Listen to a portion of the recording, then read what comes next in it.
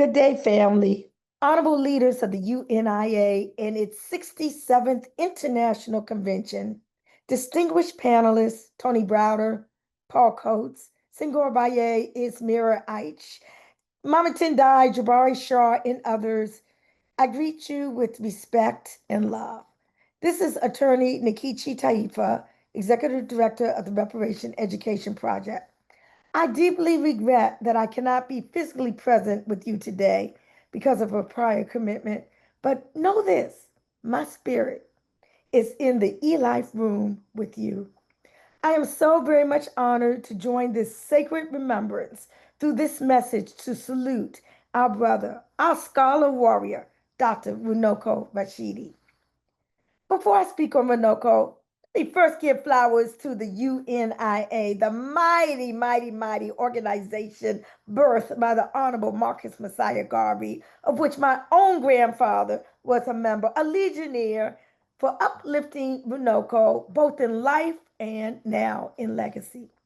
Runoko stood tall as the official traveling ambassador of the UNIA, and in that role, he embodied Garvey's mission, Africa for the Africans, those at home and abroad. On a personal note, I've attended countless lectures by Brother Runoko, especially those phenomenal presentations at the historic Thurgood Marshall building on 12th Street hosted by the UNIA. Oh, the way he mesmerized us with those slides. Y'all remember? His lectures were like global expeditions without a passport, journeys to Kemet, to India, to the Pacific Islands, to Europe, revealing our footprints, our imprints, and our brilliance across the planet. You see, Runoko didn't just teach history, he restored memory. And for me, that was everything. Our brother was a world traveler in every sense. More than 20 countries: Ghana, Ethiopia, Morocco, Brazil, India, Cambodia, Australia, and beyond, carrying the Pan African flag in his heart and Garvey's mission in his spirit. And he stood in the lineage of giants: Ivan Van Sertima, Dr. John Henry Clark, Dr. Asa Hilliard, Dr. Joseph Benjacana, and so many more, and added his own mighty brick to the road of Black liberation. This phenomenal brother authored or edited 18 books and gave voice to a singular mission: the upliftment of African people everywhere. One of Runoko's quotes in the Runoko Rashidi commemorative calendar compiled by the Runoko Rashidi Institute stopped me cold. Quote, he said, "What you do for yourself, in large measure, depends on what you think of yourself. So, if you think that you have no worthy history, that you come from nothing, you will tend to act that out. But if you think you come from greatness, you will what? You will aim for the stars." Family, that's exactly why decades ago, in my early 20s, I wrote Shining Legacy, story poems for the young, so Black heroes and heroines forever will be sung. Because I knew, just like Renukulo knew, that history is not neutral. If we think we are nothing, we will behave like nothing. But when we know that we descend from royalty, from rebels, from thinkers and builders, then we will aim for the stars, like Runoko said, and beyond. And let me tell you something.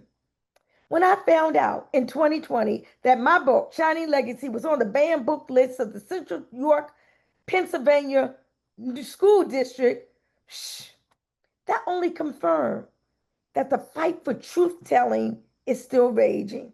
So what did I do? I put that book right back out in print for a new generation to learn our greatness. Because, as Runoko taught us, the battle over our image is a battle over our future. Another quote hit me deeply. Brother Runoko said, quote, I am deeply offended by the suggestion by otherwise intelligent Black folk that the transatlantic slave trade was exaggerated or never happened. I think that is perhaps the most stupid suggestion that I've heard in my lifetime. It is anti African, ignorant, and an offense to all of our ancestors. End of quote. Ooh, I felt that in my bones because denial of atrocity dishonors the blood still crying from the ocean floors. Yet, let me add something I shared in my recent testimony in April before the United Nations.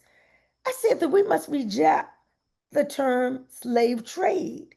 That phrase dignifies the merchants and sanitizes the horror.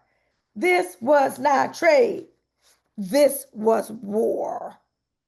It was the largest forced migration in human history, a crime against humanity that ripped millions from their homelands and unleashed genocide on African civilizations.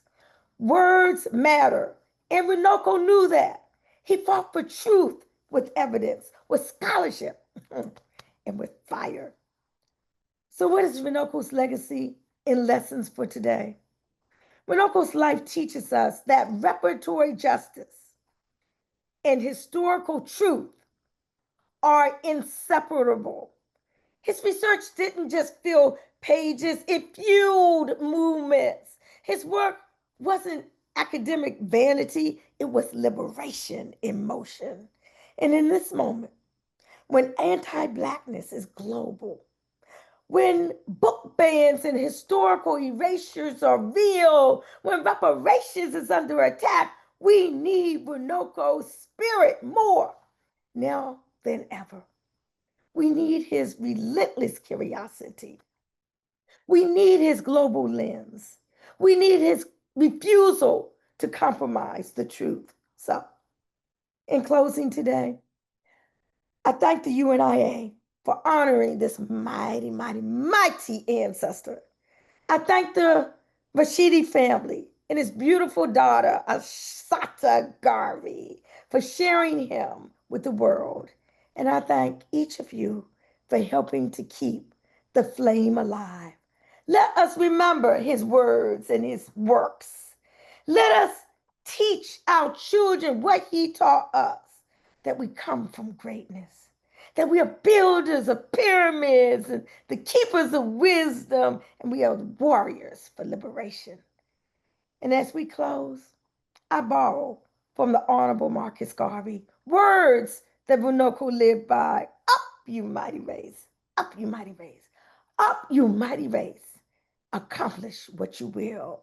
Long live the spirit of Dr. Runoko Rashidi. Long live the spirit of Dr. Runoko Rashidi. Long live, long live, long live the spirit of Runoko Rashidi.